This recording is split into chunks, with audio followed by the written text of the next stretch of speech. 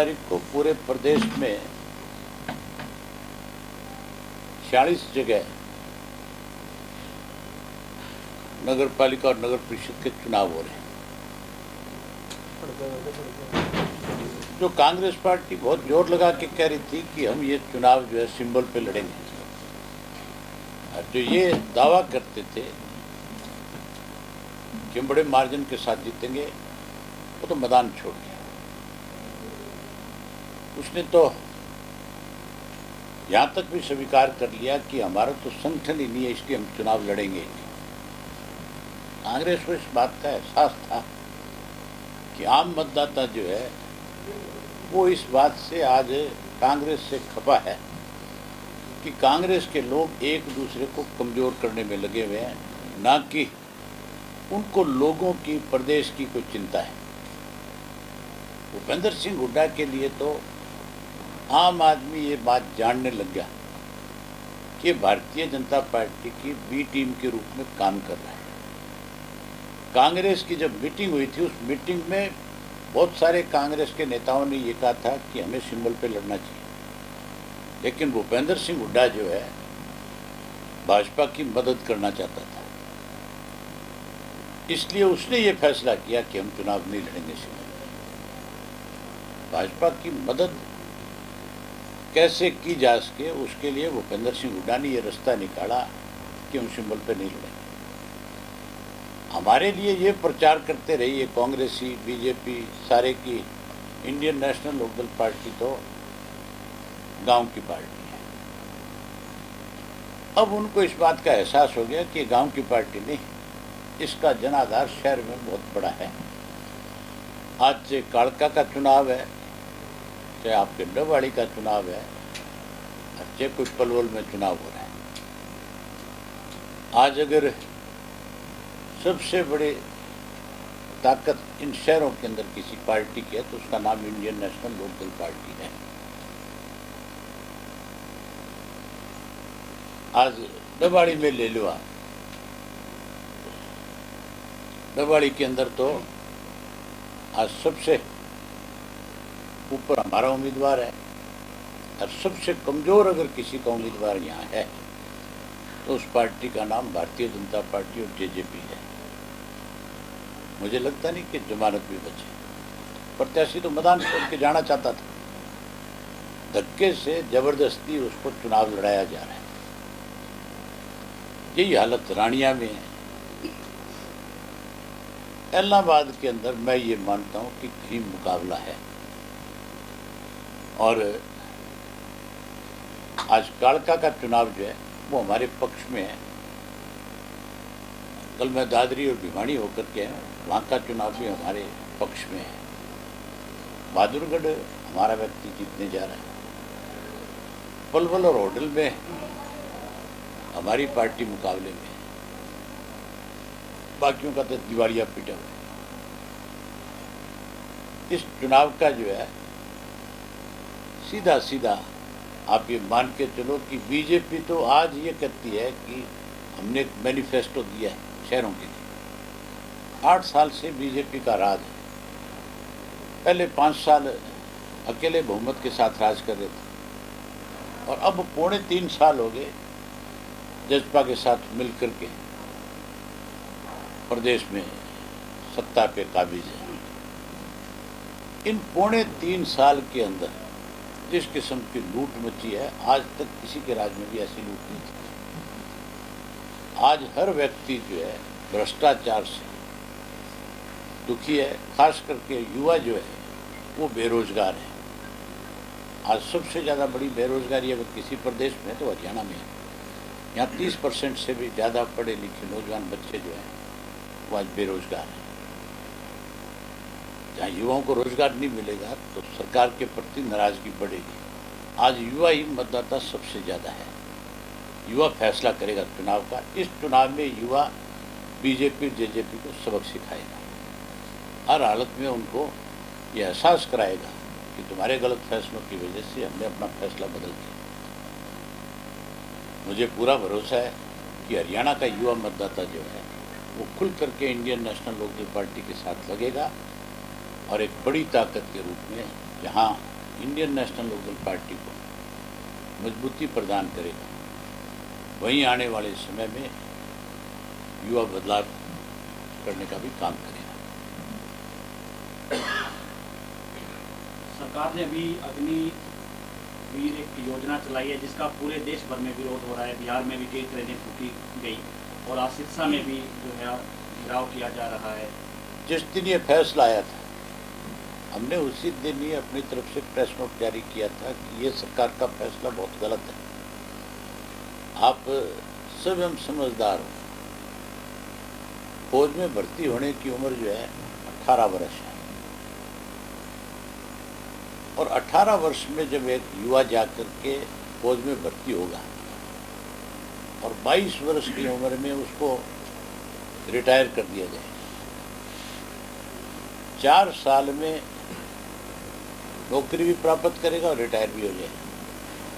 देश के प्रधानमंत्री की उम्र 71 साल है, फिर तो उसको भी रिटायर हो जाना चाहिए।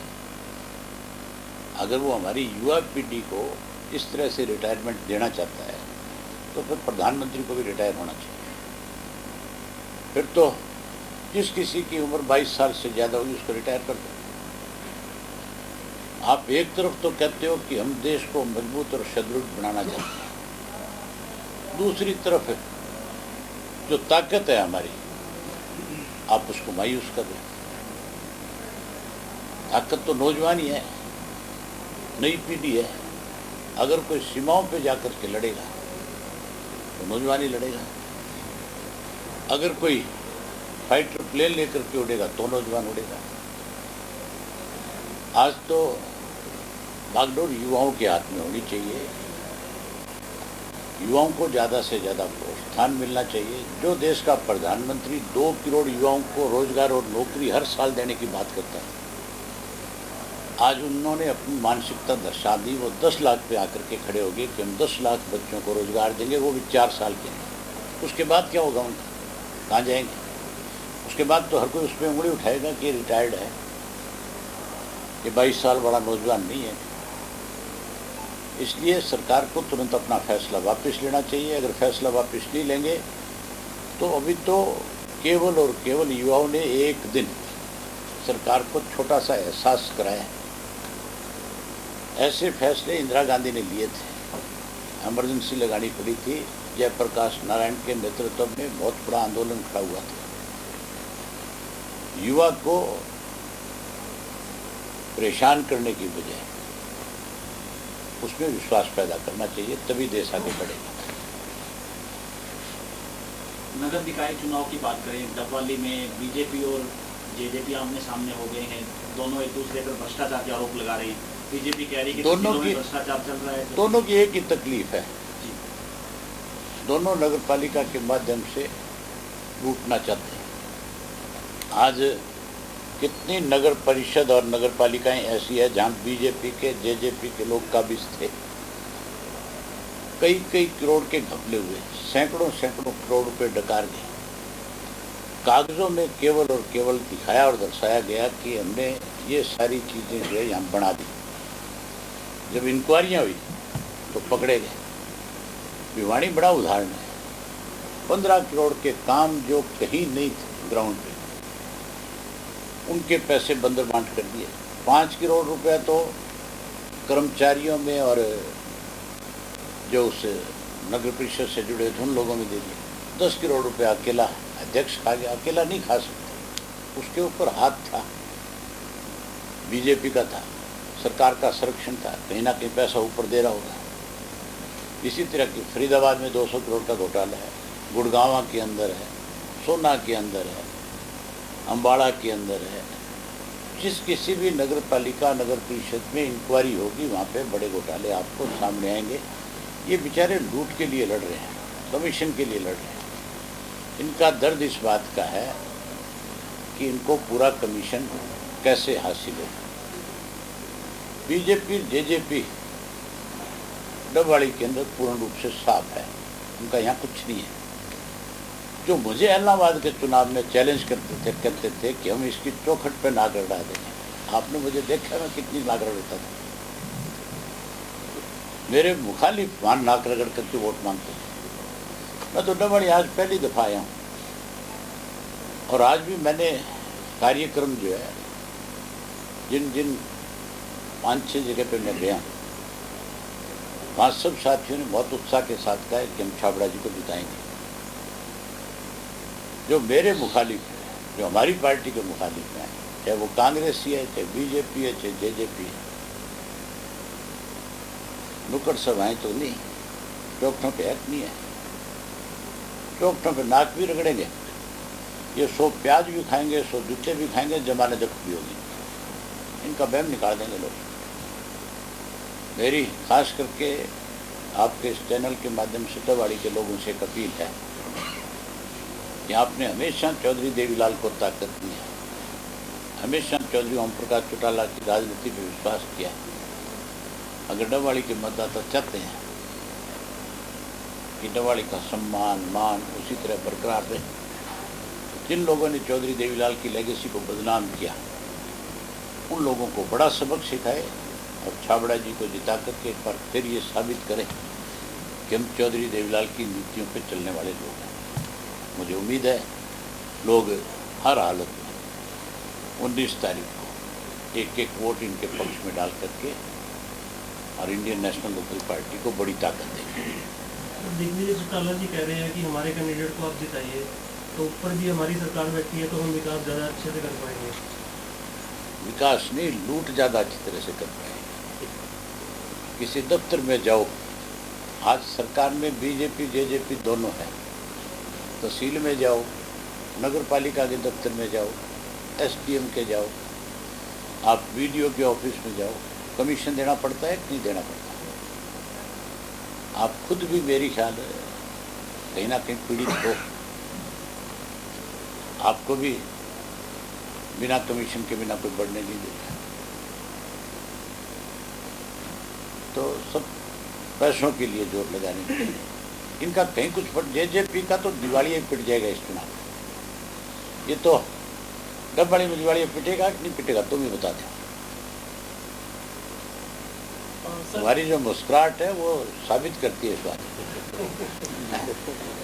सर कल जब दिग्विजय सिंह चौटाला जनसभाओं को संबोधित करे थे, छोड़ो उसका नाम मतलब मेरे था कि अगर तेजाखेड़ा में बुलाया तो फिर मुश्किल पैदा हो जाएगी अगर छाबड़ा जी जीते तो क्या तेजाखेड़ा में तुम भी वहीं मरते थे क्या? उसी तेजाखेड़ा घर में पैदा हुए बड़े हुए क्या? तेजाखेड़ा से आज़ाद नहीं हो सकते कि तुम। सर छाबड़ा जी अगर जीत जाते हैं तो क्या सबसे बड़ी आइडेंटिटी की प्राथमिकता डबवाली में रहने चाहिए? हमारी लोगों की तरह फजूल के वायदे नहीं करते, हम काम में विश्वास रखने वाले लोग हैं। छाबड़ा जी के जीतने के बाद मैं एक बात दावे के साथ कह सकता हूँ कि आम नागरिक को डबवाली के लिए कहीं शर्मिंदा नहीं होना पड़ेगा। उसके किसी भी काम के अंदर कोई अधिकारी रुकावट नहीं बन सकेगा। आईएनएलडी का आज कोई वर्कर अगर किसी अधिकारी के पास किसी दफ्तर में काम के लिए जाता है तो उस अधिकारी की हिम्मत नहीं है कि जायज़ काम के लिए वो बना कर। उन अधिकारियों को इस बात का एहसास है राज की जूती किसी के पैर में कभी भी फिट आ सकती है। लुटेरे अगर इसके प्रदेश में राज कर सकते हैं तो इंडियन नेशनल लोकदल पार्टी तो कभी भी फिर सत्ता में आ सकती है। और हम जब सत्ता में आएंगे तो मान के चलो लूटने वाले लोगों को तो दिक्कत आई आएगी। जो अधिकारी हमारे कार्यकर्ताओं को नज़रअंदाज करेगा उसको भी दिक्कत आएगी। सर कितने आश्वस्त हैं छाबड़ा साहब की जीत को लेकर? मैं अकेले छाबड़ा साहब की जीत को लेकर के नहीं, मैं पूरे प्रदेश के अंदर इंडियन नेशनल लोकदल पार्टी जो है एक जो हमारे ऊपर ये कहते थे कि ये 2.5% वोट में सिमट गए, उनको एहसास करा देंगे अब की बात है कि हम दोबारा सत्ता में आ रहे हैं।